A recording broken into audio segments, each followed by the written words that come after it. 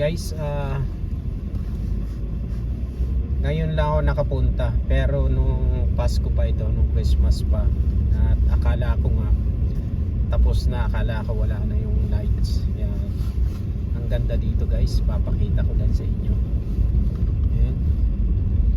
Ito yung merong ganito dito tuwing Christmas. Yan. Yan, enjoy guys. Baka may bayad, pero alam ko mga nakaraang taon wala namang bayad talaga. So ito, titingnan natin. Ayan. So bali ito nga pala yung ano, ito, Festival of Lights. Ayan. Entering na tayo sa Woodlawn Park. Ito yung Festival Lights dito sa amin. Enjoy watching guys. Yeah. Enjoy po. Ayan. Susundan lang natin ang arrow. Ayan, entrance. Welcome to Festival of Lights. Ayan guys. Nakaraang taon hindi ako nakapunta dito. Ayan. Pari nakalaktaw tayo. Hindi ako nakapunta dito. Ang buong akala ko nga guys, wala na to, tapos na, mga nabaklas na, pero nandito pa naman pala to. Ayan. Alright. Nakahabol at hindi pa pala tinanggal. Ayan. Ang ganda nyo. Ayan. Parang tractor siya na nakasakay si Santa. Ayan. Ayan. Tractor siya na nakasakay si Santa. Hello. Ayan. Ayan. Nasa loob si Santa. Ayan. Merry Christmas. Ayan. From the Board of Management. Ayan. Southeast College. So ibig sabihin bawat mga company ata. Ayan. Naglagay sila dito.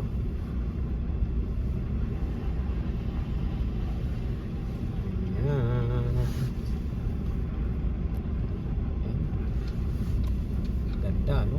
Happy New Year. So ito yun. Tutor tayo. Nang sa ganun naman, madala ko sa inyo ito, mapanood yung madala natin sa Pilipinas, ang kagandahan ng Festival of Lights. Yan. Ito naman yung displays from Vermelon Energy. Yan, company yan. Yan, company. And ayun. Ayan. So kabilaan po yung yung displays. Ayan.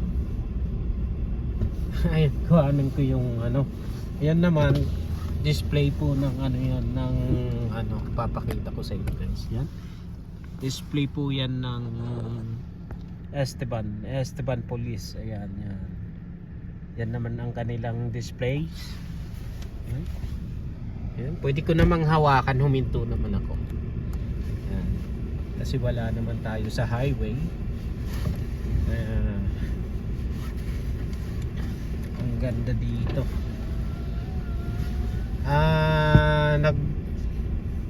Chance lang ako. Di ko na naisama yung mga bata dahil akala ko nga wala na, tapos na, nabaklas na. Kaya instead na pumarking na ako sa aming bahay, sa tapat ng bahay, sa parking sa driveway, sabi ko, naalala ko ito, sabi ko nandun pa kaya yon. Kaya ganda. Yan, ang laki laki ng Santa Claus. Hindi ko akalain na nandito pa to. Yan, si Santa Claus. Laki. Yan po. Ang laki. Yan. Pwede namang hawakan ito. Total nasa lang naman tayo. Yan. Yan, ganda. Yan. At layo naman ng ano, ang layo naman ng ng sinusundan ko. Ayan.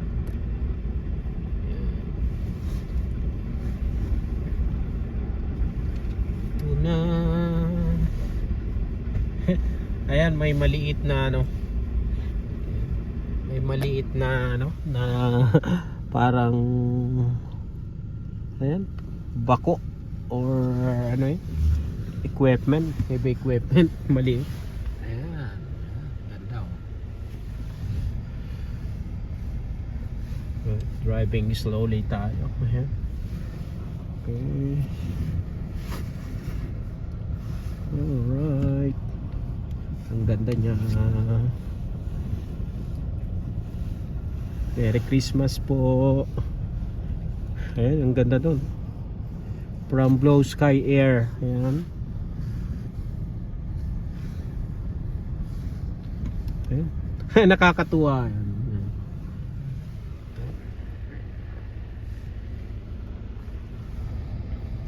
Ayan. Ayan, nakakatuwa rin. So ngayon ilalagay ko na dito dahil driving na at may vehicle sa aking sasakyan nakasunod. Ayan. At para naman bilisan ko ng konti. Ayan, John Deere. Ayan. Parang pison. Ayan. So ito naman ay Turnbull. Ayan. Yan yung mga tracker dito. Para meron din sila mga parang dump truck na sila yung pinaka contractor pati sa mga snow clearing, sila yung mga naghahakot ng snow. Ayan. So ito, so ayun, kahit pa paano naman syempre nakapunta ako, akala na alala ko lang.